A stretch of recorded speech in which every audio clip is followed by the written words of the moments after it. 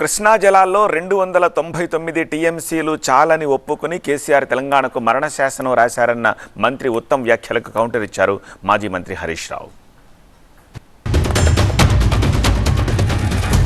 ఇక Krishna waters dispute tribunal తీర్పు వచ్చే వరకు, supreme court judge justice Brijesh tribunal తీర్పు ఇచ్చే వరకు తెలంగాణకి 299 టీఎంసీలే, ఆంధ్రాకి 512 టీఎంసీ అని చెప్పి శాశ్వతంగా రాసి తెలంగాణకి మరణ శాసనం జన్మనం చేస్తారు.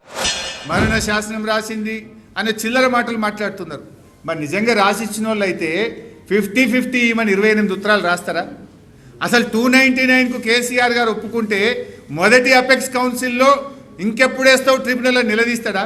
రెండవ అపెక్స్ కౌన్సిల్లో ఇంకా 7 ఏళ్ళైంది నా తెలంగాణ నీళ్ల కోసం ఎదురు చూస్తుంది, ఎప్పుడు ఇస్తావని నిలదీస్తాడా? సుప్రీంకోర్టుకు వెళ్తారా? ఎందుకు కేసీఆర్ గారు ఇన్ని 28 ఉత్తరాలు రాస్తారా? అంటే ప్రతి నిమిషం కేసీఆర్ గారు కేంద్రం మీద పోరాడిండ్రు, ప్రధానమంత్రికి లేఖలు రాసిండ్రు, కేంద్రాన్ని మెడలు వంచి ఒప్పించి ఇవాళ కృష్ణా జలాల పునః పంపిణీకి సెక్షన్ 3 సాధించిందే కేసీఆర్ గారు.